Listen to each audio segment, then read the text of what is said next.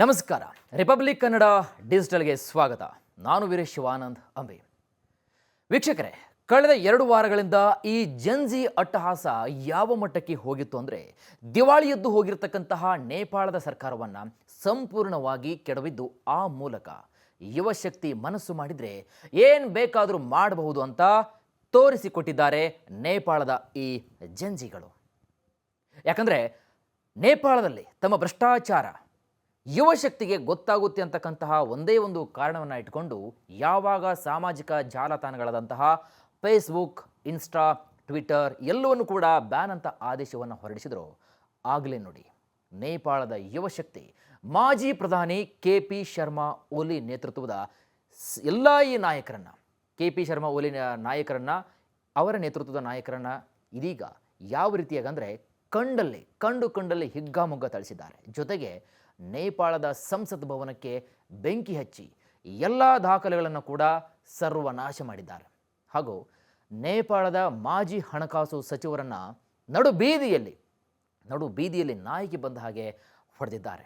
ಯಾಕಂದರೆ ಅಲ್ಲಿನ ದುರಾಡಳಿತ ಹಾಗೂ ಭ್ರಷ್ಟಾಚಾರ, ಇಲ್ಲಿ ಅಧಿಕಾರ ಯಾವಾಗಲೂ ಕೂಡ ಒಬ್ಬ ಸಮರ್ಥ ನಾಯಕನ ಕೈಯಲ್ಲಿ ಇರಬೇಕಂತಕ್ಕಂಥದ್ದು ವಾಡಿಕೆ. ಆದರೆ ನೇಪಾಳದಲ್ಲಿ ಈ ಮಾಜಿ ಪ್ರಧಾನಿ ಓಲಿ ಇದೆಯಲ್ಲ, ಅಲ್ಲಿ ದಿವಾಳಿ ಎದ್ದು ಹೋಗಿತ್ತು. ಸರ್ವಾಧಿಕಾರತ್ವ ಧೋರಣೆಯನ್ನು ಆಗಾಗ ಆತ ಒಂದು ವಿಡಂಬನಾತ್ಮಕವಾಗಿರ್ತಕ್ಕಂಥ ಹೇಳಿಕೆಯನ್ನು ಕೊಡೋದ್ರ ಮೂಲಕ, ಜೊತೆಗೆ ಆ ನೇಪಾಳದ ಯುವ ಸಮುದಾಯವನ್ನು ಒಂದು ವಿರೋಧವಾಗಿ ಅವರ ಒಂದು ಜನ್ಜಿ ಈ ಒಂದು ಸಮೂಹ ಇದೆಯಲ್ಲ, ಈ ಸಮೂಹವನ್ನು ಅವರು ಅಪೋಸ್ ಮಾಡ್ತಾರೆ, ಎದುರಾಕೊಳ್ತಾರೆ. ಸೊ ಹಾಗಾಗಿ ಈ ಒಂದು ಸರ್ಕಾರದ ಅವಧಿಯಲ್ಲಿ, ಓಲಿ ಸರ್ಕಾರದ ಅವಧಿಯಲ್ಲಿ ಆಗಿರ್ತಕ್ಕಂತಹ ಲೋಪದೋಷಗಳು, ಭ್ರಷ್ಟಾಚಾರಗಳು ಯಾರಿಗೂ ಕೂಡ ಗೊತ್ತಾಗಬಾರದ ಹಾಗೆ ಈ ರೀತಿಯಾದಂತಹ ನಿರ್ಣಯಗಳನ್ನು ತೆಗೆದುಕೊಂಡಾಗ ಜಂಜಿಯ ಎಲ್ಲ ಯುವಕರು ಓಲಿ ಸರ್ಕಾರದ ವಿರುದ್ಧ ಸಿಡಿದೇಳ್ತಾರೆ, ಸರ್ವನಾಶ ಮಾಡಲಿಕ್ಕೆ ತಯಾರಿಯಾಗ್ತಾರೆ.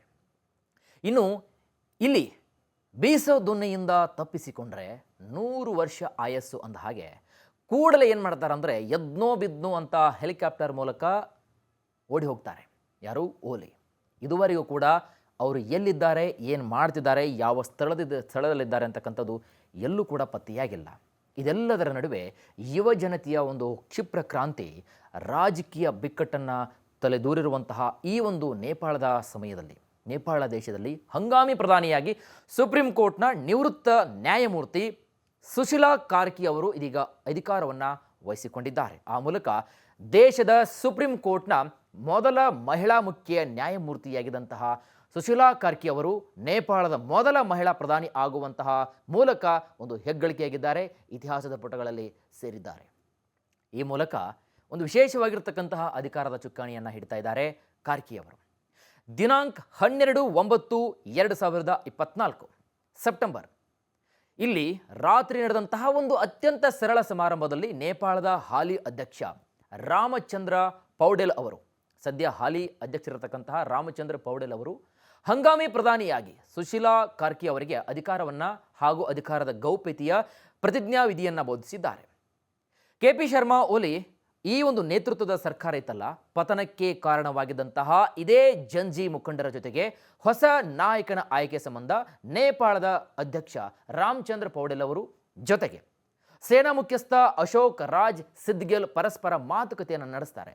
ಯಾರನ್ನ ಮಾಡಬಹುದು, ಹಂಗಾಮಿಯ ಪ್ರಧಾನಿಯಾಗಿ ಯಾರನ್ನ ಮಾಡಬಹುದು. ಸೊ ಎಲ್ಲ ಡಿಸ್ಕಷನ್ ಆದಮೇಲೆ ಫೈನಲಿ ಹೋರಾಟಗಾರರ 2 ಗುಂಪುಗಳ ಮನವೊಲಿಸಿ ಸುಶೀಲಾ ಕಾರ್ಕಿ ಅವರನ್ನು ಫೈನಲಿಯಾಗಿ ನೇಪಾಳದ ಮಧ್ಯಂತರ ಸರ್ಕಾರದ ಮುಖ್ಯಸ್ಥರನ್ನಾಗಿ ಒಮ್ಮತದಿಂದ ಆಯ್ಕೆ ಮಾಡಲಾಗುತ್ತೆ.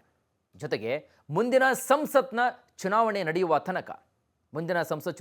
ತನಕ ಕಾರ್ಕಿ ಅವರೇ ಮಧ್ಯಂತರ ಸರ್ಕಾರದ ಚುಕ್ಕಾಣಿಯನ್ನು ಹಿಡಿತಾ ಇದ್ದಾರೆ ಹಾಗೂ ಮಧ್ಯಂತರ ಸರ್ಕಾರವನ್ನು ಮುನ್ನಡೆಸಲಿದ್ದಾರೆ.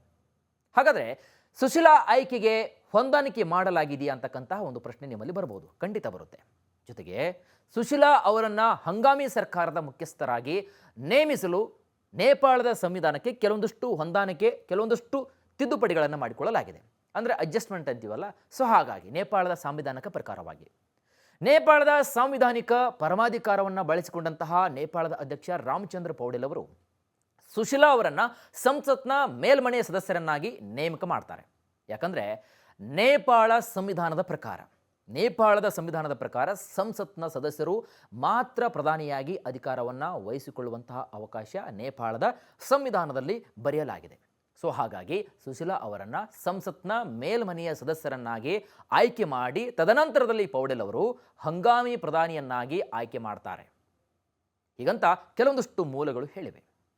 ಇನ್ನು ಹೋರಾಟದಲ್ಲಿ ಅಂತಿಮವಾಗಿ ಜಂಜಿಗಳಿಗೆ ಯಾವ ರೀತಿಯಾಗಿ ಜಯವಾಗಿದೆ ಅಂತಂದರೆ ಸಾಕಷ್ಟು ವಿರೋಧವನ್ನು ವ್ಯಕ್ತಪಡಿಸಿದ್ದಾರೆ. ಸಿಕ್ಕ ಅಧಿಕಾರಿಗಳನ್ನು ಅಂದರೆ ಮಾಜಿ ಅಧಿಕಾರಿಗಳನ್ನು, ಸಚಿವರನ್ನು, ಅಲ್ಲಿರತಕ್ಕಂತಹ ರಾಜಕೀಯ ನಾಯಕರನ್ನು ಕಂಡಲ್ಲಿ ನಾಯಿಗೆ ಹೊಡೆದಿದ್ದಾರೆ. ಕಾರಣ ದುರಾಡಳಿತ. ಆದರೆ ವೀಕ್ಷಕರೇ, ಇಲ್ಲಿ ಗಮನಿಸಬೇಕಾದಂತಹ ಅತ್ಯಂತ ಸೂಕ್ಷ್ಮವಾದಂತಹ ಸಂಗತಿ ಏನಪ್ಪ ಅಂದರೆ ಇದೇ ಜಂಜಿಗಳ ಒಂದು ದಂಗೆಯಿಂದ ಅರಾಜಕತೆಯ ಸ್ಥಿತಿಯು ಕೂಡ ಕಡೆಗೆ ಯಾವ ರೀತಿ ಸಾಗಿತ್ತಂದರೆ ಕಂಪ್ಲೀಟ್ ದುರಾಡಳಿತ. ನೇಪಾಳದಲ್ಲಿ ಯುವಜನರ ಆಕ್ರೋಶ ಹಾಗೂ ಒತ್ತಾಯದಂತೆ ಮಧ್ಯಂತರ ಸರ್ಕಾರವನ್ನು ಜಾರಿಗೆ ಮಾಡಲಾಯಿತು. ಪೌಡೆಲ್ ಅವರು ಜಂಜಿಗಳ ಒಂದು ಒತ್ತಾಯದ ಮೇರೆಗೆ ಭ್ರಷ್ಟಾಚಾರ, ಸಾಮಾಜಿಕ ಜಾಲತಾಣಗಳ ಮೇಲೆ ಸಂಪೂರ್ಣವಾಗಿ ನಿಷೇಧದ ವಿರುದ್ಧ ಬೀದಿಗಿಳಿದಂತಹ ಜನರೇಷನ್ ಜೆಡ್ ಅಂದರೆ ಜಂಜಿಗಳು ಕ್ರಾಂತಿಕಾರಿ ಚಳುವಳಿಗಳಿಗೆ KP ಶರ್ಮಾ ಓಲಿ ಅವರ ನೇತೃತ್ವದ ಸರ್ಕಾರ ಕಂಪ್ಲೀಟಾಗಿ ಪತನವಾಗುತ್ತೆ. 3 ದಿನಗಳ ಈ ಒಂದು ಸಂಘರ್ಷದಲ್ಲಿ ಭಾರತೀಯ ಮೂಲದ ಒಬ್ಬರನ್ನ ಸೇರಿ ಒಟ್ಟು 50 ಮಂದಿ ಮೃತಪಡ್ತಾರೆ. ಸುಪ್ರೀಂ ಕೋರ್ಟ್ ಪ್ರಧಾನಿ, ಮಾಜಿ ಪ್ರಧಾನಿಗಳ ನಿವಾಸವನ್ನು ಬಿಡದೆ ಸಚಿವರ ವಸತಿ ಗೃಹ, ಪಂಚತಾರಾ ಹೋಟೆಲ್ಗಳು ಸೇರಿದಂತೆ ಪ್ರಮುಖವಾಗಿರತಂತಹ ಕಟ್ಟಡಗಳಿಗೆ ಬೆಂಕಿಯನ್ನು ಹಚ್ಚಲಾಗುತ್ತೆ. ಇನ್ನು ಹೋರಾಟದ ವೇಳೆ 1300 ಜನ ಗಾಯಗೊಳ್ಳುತ್ತಾರೆ ಹಾಗೂ ಸಾಕಷ್ಟು ಯುವಕರು ಇಲ್ಲಿ ಪ್ರಾಣವನ್ನು ಬಿಡ್ತಾರೆ. ಸುಶೀಲಾ ಕರ್ಕಿಯವರ ಒಂದು ಹಿನ್ನೆಲೆ ಅಂತ ನಾವು ನೋಡಬೇಕಾಗತ್ತೆ. ಹಾಗಾದರೆ ಇಷ್ಟೆಲ್ಲ ಆದರೂ ಕೂಡ ಜಂಜಿಗಳ ಒಂದು ಹೋರಾಟ ಆಯಿತು. ಪೌಡೆಲ್ ಅವರು ಇಲ್ಲಿ ಮನವೊಲಿಸುವಂತಹ ಪ್ರಯತ್ನ ಕೂಡ ಮಾಡಿದರು. ಹಾಗಾದರೆ ಒಂದು ಸರ್ಕಾರವನ್ನು, ಒಂದು ದೇಶವನ್ನು ನಡೆಸಬೇಕಂದ್ರೆ ಸದ್ಯದ ಮಟ್ಟಿಗೆ ಎಮರ್ಜೆನ್ಸಿಯಾಗಿ ಹಂಗಾಮಿ ಪ್ರಧಾನಿಯನ್ನು ನೇಮಕ ಮಾಡಬೇಕಲ್ಲ. ಹಾಗಾದರೆ ಯಾರನ್ನ ಮಾಡಿದರೆ ಸೂಕ್ತ ಅಂತ ಹೇಳಿದಾಗ ಒಮ್ಮತದ ಅಭಿಪ್ರಾಯವಾಗಿ ಸುಶೀಲಾ ಕಾರ್ಕಿ ಅವರನ್ನು ಇದೀಗಾಗಲೇ ನೇಮಕ ಮಾಡಿದೆ. ಹಾಗಾದರೆ ಇದೀಗ ಹಂಗಾಮಿ ಸರ್ಕಾರದ ನೇತೃತ್ವವನ್ನು ವಹಿಸಿರುವಂತಹ ಸುಶೀಲಾ ಕಾರ್ಕಿ ಅವರು ಅವರ ಹಿನ್ನೆಲೆ ಅಂತ ನಾವು ನೋಡಬೇಕಲ್ವಾ. ಹಾಗಾದರೆ ಸುಶೀಲಾ ಕಾರ್ಕಿ ಅವರು ಬನಾರಸ್ ವಿಶ್ವವಿದ್ಯಾಲಯದಲ್ಲಿ ಒಂದು ಉನ್ನತವಾದಂತಹ ಒಂದು ಅಧ್ಯಯನವನ್ನು ಮಾಡ್ತಾರೆ. ನೇಪಾಳದ ನೂತನ ಪ್ರಧಾನಿಯಾಗಿ ಅಧಿಕಾರವನ್ನು ವಹಿಸಿಕೊಂಡಿರತಕ್ಕಂತಹ ಸುಶೀಲಾ ಕಾರ್ಕಿ ಅವರು 1952 ಜೂನ್ 7 ಬೀರತ್ನಲ್ಲಿ ಜನಿಸ್ತಾರೆ. 1972 ನೇಪಾಳದಲ್ಲಿಯೇ ತಮ್ಮ BA ಪದವಿಯನ್ನು ಮುಗಿಸ್ತಾರೆ. ಜೊತೆಗೆ 1975 ಭಾರತದ ಹಿಂದೂ ಬನಾರಸ್ ವಿಶ್ವವಿದ್ಯಾಲಯದಲ್ಲಿ ರಾಜಕೀಯ ಶಾಸ್ತ್ರದಲ್ಲಿ ಸ್ನಾತಕೋತ್ತರ ಪದವಿ ಅಂದರೆ MA ಪದವಿಯನ್ನು ಪಡೆದುಕೊಳ್ತಾರೆ. ಇನ್ನು 1978 ನೇಪಾಳದ ತ್ರಿಭುವನ್ ವಿಶ್ವವಿದ್ಯಾಲಯದಲ್ಲಿ ಕಾನೂನು ಪದವಿಯನ್ನು ಪಡೆದುಕೊಳ್ತಾರೆ. ತದನಂತರದಲ್ಲಿ 1979 ಸುಶೀಲಾ ಕರ್ಕಿ ಅವರು ತಮ್ಮ ವಕೀಲ ವೃತ್ತಿಯನ್ನು ಪ್ರಾಕ್ಟೀಸ್ ಆಗಿ ಪ್ರಾರಂಭಿಸ್ತಾರೆ. ಇನ್ನು 2007 ಹಿರಿಯ ವಕೀಲರಾಗಿ ನೇಮಕಗೊಳ್ಳುತ್ತಾರೆ. ತದನಂತರ 2009 ಸುಪ್ರೀಂ ಕೋರ್ಟ್ನ ಹಂಗಾಮಿ ನ್ಯಾಯಮೂರ್ತಿಯಾಗಿ ನೇಮಕವಾಗ್ತಾರೆ ಸುಶೀಲಾ ಕಾರ್ಕಿ ಅವರು. 2010 ಕಾಯಂ ನ್ಯಾಯಮೂರ್ತಿಯಾಗಿ ನೇಮಕಗೊಳ್ತಾರೆ. ಜೊತೆಗೆ ಸಂಸತ್ನಲ್ಲಿ ನೇಪಾಳಿ ಕಾಂಗ್ರೆಸ್ ಮಂಡಿಸಿದಂತಹ ಮಹಾಭಿಯೋಗ ಅಂಗೀಕಾರಗೊಂಡ ಹಿನ್ನೆಲೆಯಲ್ಲಿ 2017 ಸುಶೀಲಾ ಕಾರ್ಕಿ ಅವರನ್ನು ನ್ಯಾಯಮೂರ್ತಿ ಹುದ್ದೆಯಿಂದ ವಜಾಗೊಳಿಸಲಾಗುತ್ತೆ. ಇನ್ನು ಇದಕ್ಕೆ ಸಾರ್ವಜನಿಕರು ತೀವ್ರವಾದಂತಹ ಒಂದು ವಿರೋಧವನ್ನು ವ್ಯಕ್ತಪಡಿಸ್ತಾರೆ. ವಿರೋಧ ವ್ಯಕ್ತವಾಗ್ತಾ ಇದ್ದಂತೆ ಈ ಆದೇಶ ಕೂಡ ವಜಾಗೊಳ್ಳುತ್ತೆ. ಆದೇಶವನ್ನು ಹಿಂಪಡಿತಾರೆ. 2016 2017 ಸುಪ್ರೀಂ ಕೋರ್ಟ್ನ ಮುಖ್ಯ ನ್ಯಾಯಮೂರ್ತಿಯಾಗಿ ತಮ್ಮ ಸೇವೆಯನ್ನು ಸಲ್ಲಿಸ್ತಾರೆ ಕಾರ್ಕಿ ಅವರು. ಫೈನಲಿ ನೇಪಾಳದ ಹಂಗಾಮಿ ಪ್ರಧಾನಿಯಾಗಿ ಆಯ್ಕೆಯಾಗಿದ್ದು ಹಿಂದೂ ರಾಷ್ಟ್ರವನ್ನು ಮುನ್ನಡೆಸಲು ಎಲ್ಲ ರೀತಿಯಾದಂತಹ ಸಿದ್ಧತೆಯನ್ನು ಮಾಡಿಕೊಂಡಿದ್ದಾರೆ. ಇದೆಲ್ಲದರ ನಡುವೆ ಇದೀಗ ಭಾರತದಲ್ಲಿ ಕೆಲವೊಂದಿಷ್ಟು ರಾಜ್ಯಗಳಲ್ಲಿ ನೇಪಾಳದಂತಹ ಘಟನೆಗಳು ನಡೆಯಲಿವೆ ಅಂತಕ್ಕಂತಹ ಸಾಮಾಜಿಕ ಮಾಧ್ಯಮಗಳಲ್ಲಿ, ಭಾರತ ದೇಶದ ಸಾಮಾಜಿಕ ಮಾಧ್ಯಮಗಳಲ್ಲಿ ಕೆಲವೊಂದಿಷ್ಟು ಪೋಸ್ಟ್ಗಳು, ಕೆಲವೊಂದಿಷ್ಟು ಕಾಮೆಂಟ್ಗಳು ಹರಿದಾಡ್ತಾ ಇವೆ.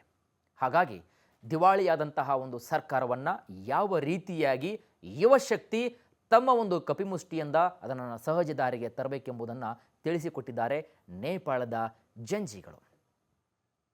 ಹಾಗಾಗಿ ಯುವಶಕ್ತಿ ಮನಸ್ಸು ಮಾಡಿದರೆ, ಯುವಶಕ್ತಿ ಒಂದ್ಸಲ ಡಿಸೈಡ್ ಮಾಡಿದ್ರೆ ಏನು ಆಗುತ್ತೋ ಅದನ್ನು ಮಾಡಿ ತೀರ್ತೀವಿ ಅಂತಕ್ಕಂತಹ ಒಂದು ಜಗತ್ತಿಗೆ ಒಂದು ದೊಡ್ಡ ಸಂದೇಶವನ್ನು ಕೊಟ್ಟಿದ್ದಾರೆ ಹಿಂದೂ ರಾಷ್ಟ್ರ ನೇಪಾಳದಲ್ಲಿರತಕ್ಕಂತಹ ಈ ಜಂಜಿಗಳು.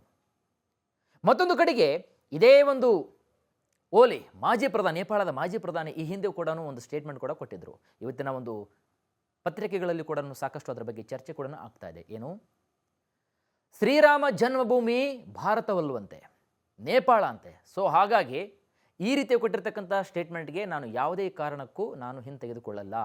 ರಾಮ ಜನ್ಮಭೂಮಿ ಭಾರತವಲ್ಲ, ಅದು ನೇಪಾಳ. ನೇಪಾಳದಲ್ಲಿ ಹುಟ್ಟಿರೋದ್ರಿಂದ ನಮ್ಮ ಸರ್ಕಾರ ಸುಭದ್ರವಾಗಿದೆ ಅಂತಕ್ಕಂಥ ಈ ಒಂದು ಸ್ಟೇಟ್ಮೆಂಟ್ ಕೂಡ ಕೊಟ್ಟಿದ್ದರು. ಯಾವಾಗ ಈ ಸ್ಟೇಟ್ಮೆಂಟನ್ನು ಕೊಟ್ಟರು, ಸಾಕಷ್ಟು ವಿವಿಧ ಮಾಧ್ಯಮಗಳಲ್ಲಿ ಬೇರೆ ಬೇರೆ ಬೇರೆ ಕಡೆಗಳಿಂದ ವಿರೋಧ ಕೂಡ ವ್ಯಕ್ತವಾಯಿತು. ಪುರಾವೆಗಳನ್ನು ಕೂಡಿ, ದಾಖಲೆಗಳನ್ನು ಕೂಡಿ, ಯಾಕೆ ಈ ರೀತಿಯಾದಂತಹ ಒಂದು ಅಸಡ್ಡವಾಗಿರ್ತಕ್ಕಂಥ ಹೇಳಿಕೆಗಳನ್ನು ಕೊಡ್ತಿದ್ದೀರಿ ಅಂತಕ್ಕಂಥದ್ದು. ಕೆಲವೊಂದು ಸಲ ಏನಾಗುತ್ತೆ ಅಂತಂದರೆ, ದೊಡ್ಡವರೇ ಇರಬಹುದು, ಚಿಕ್ಕವರೇ ಇರಬಹುದು, ಕೆಲವೊಂದಿಷ್ಟು ಅಭಿಪ್ರಾಯಗಳು ಮಂಡಿಸ್ತಾರಲ್ಲ, ಆ ಅಭಿಪ್ರಾಯಗಳು ಅವರ ವ್ಯಕ್ತಿತ್ವವನ್ನು ಅಥವಾ ಅವರ ಸ್ಥಾನವನ್ನು ಯಾವ ರೀತಿಯಾಗಿ ಸ್ಥಾನ ಪಲ್ಲಟ ಮಾಡಲಿಕ್ಕೆ ಹೋಗುತ್ತೆ ಅಂತಂದರೆ, ಅದಕ್ಕೆ ಕಾರಣವೇ ನೇಪಾಳದಲ್ಲಿರತಕ್ಕಂತಹ ಜಂಜಿಗಳು. ಮತ್ತೊಂದು ಕಡೆಗೆ ಓಲಿ ಸರ್ಕಾರದಲ್ಲಿ ಆಗಿರ್ತಕ್ಕಂತಹ ಭ್ರಷ್ಟಾಚಾರದ ದೊಡ್ಡ ಕೋಟೆಯನ್ನು ಮುಚ್ಚಿ ಹಾಕಿಕೊಳ್ಳಲಿಕ್ಕೆ ಸಾಮಾಜಿಕ ಮಾಧ್ಯಮಗಳನ್ನು ಕೂಡ ಇಲ್ಲಿ ಬ್ಯಾನ್ ಮಾಡ್ತಾರೆ. ಯಾವಾಗ ಸಾಮಾಜಿಕ ಮಾಧ್ಯಮಗಳನ್ನು ಬ್ಯಾನ್ ಮಾಡಲಿಕ್ಕೆ ಪ್ರಯತ್ನ ಪಟ್ಟಿರ್ತಕ್ಕಂತಹ ಒಂದು ಆದೇಶ ಬರುತ್ತೋ, ಈ ಆದೇಶಕ್ಕೆ ಸಡನ್ನಾಗಿ ರಿಯಾಕ್ಟ್ ಆಗಿರ್ತಕ್ಕಂತಹ ಜಂಜಿಗಳು ಕೂಡಲೇ ಆ ಸರ್ಕಾರದ, ದಿವಾಳಿ ಸರ್ಕಾರದ ವಿರುದ್ಧ ಕಂಡಲೇ ಬೆಂಕಿ ಹಚ್ತಾರೆ. ಸಿಕ್ಕ ಸಚಿವರನ್ನು, ಅಲ್ಲಿರ್ತಕ್ಕಂತಹ ಅಧಿಕಾರಿಗಳನ್ನು, ಕಚೇರಿಗಳಿಗೆ ನುಗ್ಗಿ ದಾಖಲೆಗಳನ್ನು ಸುಡ್ತಾರೆ. ಹಾಗಾದರೆ ಯುವಶಕ್ತಿ ಮನಸ್ಸು ಮಾಡಿದರೆ ಏನು ಆಗುತ್ತೆ ಅಂತಕ್ಕಂಥದ್ದನ್ನು ತೋರಿಸಿಕೊಟ್ಟಿದ್ದಾರೆ ಈ ಒಂದು ಜಂಜಿಗಳು. ಸೊ ಸದ್ಯಕ್ಕೆ ಆ ಒಂದು ಪ್ರಾರಂಭದಿಂದ ಹಿಡಿದು ಇಲ್ಲಿವರೆಗೂ ಕೂಡ, ಡೇ ಒನ್ನಿಂದ ಹಿಡಿದು ಜಂಜಿಗಳು ಮಾಡಿರ್ತಕ್ಕಂತಹ ಆ ಪ್ರತಿಯೊಂದು ಹೋರಾಟಗಳಿದಾವಲ್ಲ, ನಿಜಕ್ಕೂ ಕೂಡ ಮೆಚ್ಚಲೇಬೇಕಾಗುತ್ತೆ. ಕೆಲವೊಂದು ಸಲ ಮುಳ್ಳನ್ನು ಮುಳ್ಳಿಂದಲೇ ತೆಗಿಬೇಕಾಗತ್ತೆ. ಸೊ ಹಾಗಾಗಿ ಯುವಶಕ್ತಿಯ ಹೋರಾಟ ನೇಪಾಳಕ್ಕೆ ಒಂದು ಅನಿವಾರ್ಯವಾಗಿತ್ತು. ಹಾಗಾಗಿ ಈ ರೀತಿಯಾಗಿರ್ತಕ್ಕಂತಹ ಒಂದು ಕೆಲಸವನ್ನು ಮಾಡಿದ್ದಾರೆ. ಸೊ ಹಾಗಾಗಿ ಈ ರೀತಿಯಾದಂತಹ ಪ್ರತಿಭಟನೆ ಭಾರತದ ಕೆಲವೊಂದಿಷ್ಟು ರಾಜ್ಯಗಳಲ್ಲಿ ಕೂಡ ತಟ್ಟುತ್ತೆ ಅಂತಕ್ಕಂತಹ ಒಂದು ಮಾಹಿತಿಗಳು, ಕೆಲವೊಂದಿಷ್ಟು ಚರ್ಚೆಗಳು ಸಾಮಾಜಿಕ ಮಾಧ್ಯಮಗಳಲ್ಲಿ, ಕೆಲವೊಂದಿಷ್ಟು ಮೇನ್ ಸ್ಟ್ರೀಮ್ ಮೀಡಿಯಾಗಳಲ್ಲಿ ಡಿಸ್ಕಷನ್ಸ್ ಆಗ್ತಾ ಇದ್ದಾವೆ. ಹಾಗಾದರೆ ನಿಜಕ್ಕೂ ಕೂಡ ಭಾರತದ ಈ ಕೆಲವೊಂದಿಷ್ಟು ರಾಜ್ಯಗಳಲ್ಲಿ, ಪರ್ಟಿಕ್ಯುಲರ್ಲಿ ಎಲ್ಲ ದೇಶದಲ್ಲಿ ಅಲ್ಲ, ಕೆಲವೊಂದು ರಾಜ್ಯಗಳಲ್ಲಿ ಇದು ಸಂಭವಿಸುತ್ತಾ ಅಂತಕ್ಕಂಥ ಮಾತುಗಳು ಕೇಳಿಬರ್ತವೆ. ಹಾಗಾಗಿ ಇದರ ಬಗ್ಗೆ ನಿಮಗೆ ಏನು ಅನಿಸುತ್ತೋ ಕಾಮೆಂಟ್ ಮಾಡಿ, ಲೈಕ್ ಮಾಡಿ, ಶೇರ್ ಮಾಡಿ. ಹಾಗೆ ಮತ್ತಷ್ಟು ಅಪ್ಡೇಟ್ಸ್ಗಳಿಗಾಗಿ ನಮ್ಮ ರಿಪಬ್ಲಿಕ್ ಕನ್ನಡ ಚಾನಲನ್ನು ಸಬ್ಸ್ಕ್ರೈಬ್ ಮಾಡಿ ಅಂತ ಹೇಳ್ತಾ, ಮತ್ತೆ ಮುಂದಿನ ವಿಡಿಯೋದಲ್ಲಿ ಭೇಟಿಯಾಗೋಣ. ನೋಡ್ತಾ ಇರಿ ರಿಪಬ್ಲಿಕ್ ಕನ್ನಡ, ಇದು ನಿಮ್ಮ ಧ್ವನಿ. ನಮಸ್ಕಾರ.